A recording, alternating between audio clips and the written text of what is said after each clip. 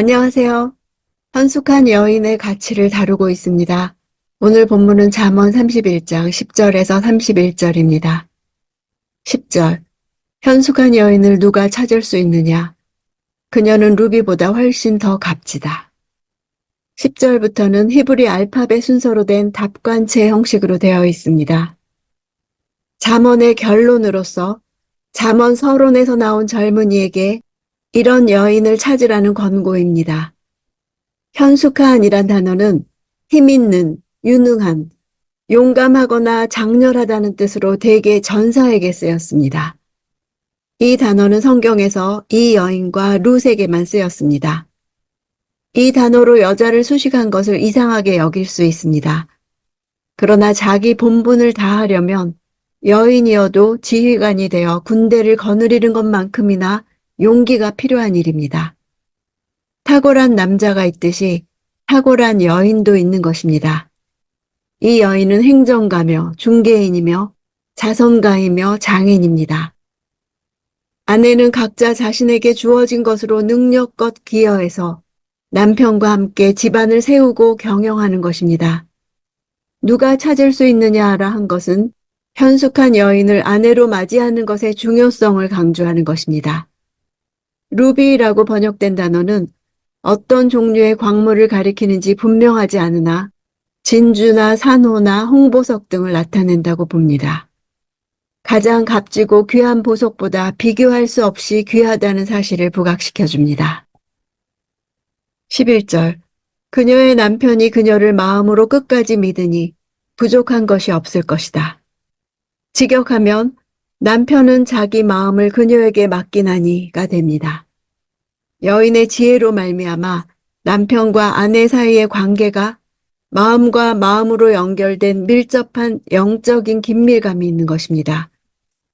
부족한 것이라 번역된 것을 개정성경에서는 그 앞에 산업이 핍절하지 아니하겠다고 번역했습니다.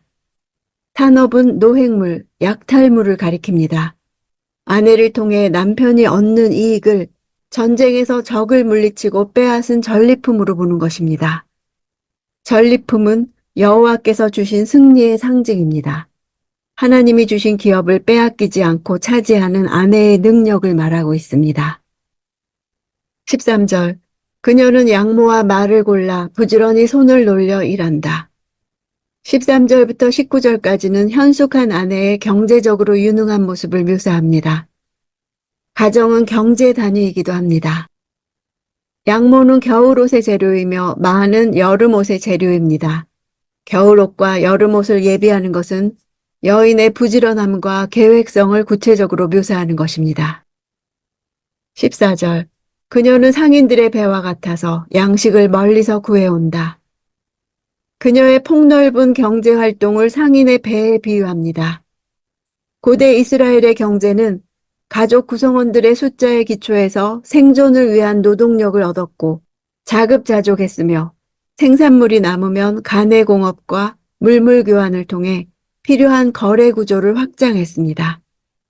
지중해를 오가며 상업활동을 펼쳤던 페니키아의 상인들의 비유에서 여인도 옷을 만들어 먼 곳에서 오는 양식과 물물 교환하는 과정을 설명합니다.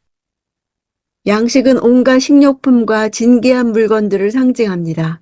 직접 생산할 수 없거나 부족한 물품을 외부로부터 구하는 여인의 적극적 노력과 진취적인 자세를 묘사합니다. 16절. 또 생각하고 생각한 후에 밭을 사고 자신이 번 돈으로 포도원을 지으며 여인의 적극적 경제활동을 묘사합니다.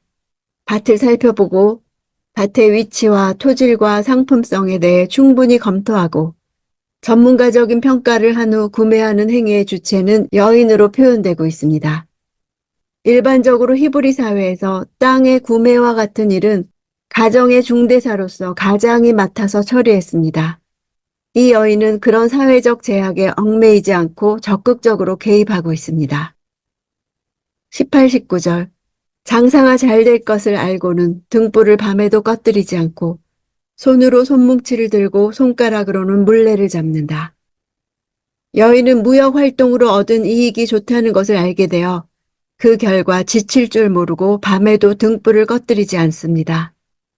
구약 성경에서 등불은 생명과 번영을 상징하며 집안에서 등불이 꺼지지 않았다는 것은 집안이 지속적으로 번창한다는 뜻입니다. 즉 여인으로 말미암아 재앙을 상징하는 밤은 그 집안에서 사라지고 온 집안이 번창하게 되었습니다. 손으로, 손가락으로 라고 묘사한 것은 그녀의 옷 짜는 기술이 탁월함과 부지런함을 표현하는 것입니다. 21절 눈이 와도 집안 사람들을 걱정하지 않으니 이는 그들을 모두 자주색 옷으로 따뜻하게 입히기 때문이다. 이스라엘 기후 조건상 눈은 겨울에도 보기 힘든 것입니다. 흔히 볼 수 없는 눈이 내리는 최악의 상황이 된다고 할지라도 완전히 대비가 되어 있어 아무런 걱정을 하지 않는다는 뜻입니다. 자주색 옷감은 연지벌레의 알에서 채취한 염료로 착색한 것으로 성막과 제사장의 겉옷을 만들 때 사용될 만큼 귀한 것이었습니다. 여기에 나오는 자주색 옷은 실은 진홍색을 말합니다. 이 옷을 입는 것은 부귀를 누리고 있음을 상징합니다. 모든 집안 사람들이 자주색 옷을 입었다는 것은 여인의 넉넉한 경제력을 보여줍니다. 22절 그녀는 자기 침대볼을 만들고 자주색 명주로 옷을 지어 입는다. 자신을 돌보는 데에도 소홀히 하지 않는 것을 보여줍니다. 여기에 자주색 옷감을 얻기 위해서는 아프리카나 소아시아 베니게 연안의 뿔 고동에서 채집한 원료가 사용되었습니다. 왕실과 부유한 일부 계층만 사용하는 수입품이며 사치품이었습니다. 이 여인은 그러한 것을 소유할 만큼 큰 재력과 상업적 능력을 가졌음을 보여줍니다.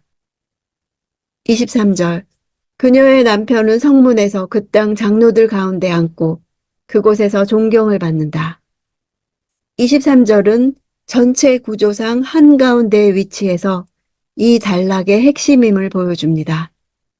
첫 절에서 현숙한 여인을 누가 찾을 수 있느냐 질문했던 바로 그 아내를 찾은 남편을 말합니다. 그는 아내의 탁월함으로 말미암아 지도자의 자리에 오릅니다. 고대 근동에서 성문은 정치, 경제, 사법, 행정의 중심지였습니다. 이곳에서 장로들 가운데 앉았다는 것은 공적인 자리에 서게 되었다는 뜻입니다. 그녀의 남편이라 하므로 남편이 사회적으로 인정받는 자리, 영향력을 발휘하는 위치에 앉게 된 것이 아내의 활동과 관련 있다는 뉘앙스를 줍니다. 그녀가 부지런히 가사를 잘 살펴 경제적으로 풍요롭게 하며 남편이 아무런 장애 없이 외부 활동에 전념할 수 있도록 하고 적극적으로 선행을 베품으로 말미암아 남편이 사회적으로 존경을 받을 수 있도록 한 것입니다. 24절 그녀는 고운 베옷을 지어 팔고 상인들에게 띠를 공급해준다. 여인의 경제활동, 즉 생산과 상업의 성과를 올리는 모습을 묘사합니다. 이 제품들은 1차적으로 가족들의 필요를 채우는 데 사용되었을 것이나 여인은 이에서 만족하지 않고 더 많이 생산하여 상업적으로 이용하여 이윤을 남긴 것입니다. 여기서 상인들은 두로와 시돈 지방을 중심으로 하여 지중해 무역을 하는 전문적인 상인들입니다. 그녀가 만드는 물품들이 뛰어난 상품적 가치를 지니고 있었음을 보여줍니다. 그녀는 여성이었지만 활동에 제약을 받지 않고 진취적이고 적극적인 삶을 산 것입니다. 25절 능력과 존귀함이 그녀의 옷이며 미래에 대한 두려움도 없다. 그녀의 경제활동을 옷 입는 이미지로 묘사했습니다. 능력과 존귀함의 옷은 왕과 귀족의 모습을 나타낼 때 사용됩니다. 그녀의 사회적 지위를 보여줍니다. 삶은 안정적인 단계로 접어들어 미래가 보장되었습니다. 단순히 한 여자로서의 삶이 아니라 모든 사람이 본받아야 할 이상적인 인간상으로 제시되고 있는 것입니다. 26절 그녀는 입을 열면 지혜가 나오고 그녀의 혀에는 따뜻한 훈계가 있다. 지혜와 짝을 이루는 단어가 따뜻한 훈계입니다. 따뜻한이란 헤세드입니다. 자비하고 인자한 태도로 가르친다는 뜻입니다. 이 단어는 목양한다는 뜻에서 쓰이는 단어입니다. 목자가 되어 자녀를 이끄는 것입니다. 가정은 하나의 작은 교회입니다. 예배와 기도와 교육과 훈련과 전도와 선교가 모두 가정 차원에서 있어야 합니다. 신앙의 가정마다 제자를 길러내는 공동체가 되어야 합니다. 29절. 덕을 끼치는 여자들이 많지만 당신은 그들 모두보다 뛰어나다라고 한다. 남편이 그녀를 칭찬합니다. 칭찬은 할라라는 단어로 하나님이 할렐루야 찬양을 듣는 것과 같습니다. 덕이라는 단어는 여인을 맨 처음 소개한 현숙한이란 바로 그 단어로 수미상관을 이루고 있습니다. 30절. 고운 것도 거짓되고 아름다움도 잠깐이지만 여호와를 경외하는 여자는 칭찬을 받을 것이다. 거짓된다는 것은 보이는 것이 본질이 아니기 때문입니다. 잠깐이라는 말은 전도서에 자주 나온 단어인 헛됨을 나타내는 헤벨입니다. 세월이 지나면 사라질 물리적 아름다움이기 때문입니다. 여인의 고운 것과 아름다움은 세상에서 참으로 좋은 것이지만 여호와를 경외하는 여자와 비교할 때 칭찬을 받을 수 없습니다. 잠언은 여호와 경외로 시작해서 여호와 경외로 수미상관을 이루고 있습니다. 지혜의 책 잠언의 마지막에 나오는 현숙한 여인은 지혜가 그 안에 세팅된 사람입니다. 그는 하나님의 형상대로 변화해가는 사람입니다. 하나님의 능력으로 채워져 하나님을 나타내주는 사람입니다. 말씀이 그 안에 충만하게 있어 하나님이 이끄시는 대로 이끌린 결과가 삶에서 실제로 나타나는 사람입니다. 이 여인은 너무 이상적이어서 현실에서는 존재할 수 없다고 말합니다. 그렇다면 지혜자나 하나님을 경외하는 자도 존재할 수 없기는 마찬가지입니다. 우리는 행위로 구원받지 않습니다. 오직 우리를 구원하신 그분을 기쁘시게 하고 닮아가기에 힘쓰는 것입니다. 성경에 제시된 삶의 기준이 버겁다 생각하기보다 의로 여겨주시는 은혜가 있는 것을 감사하는 것입니다. 우리는 이렇게 살 수 없다고 말합니다.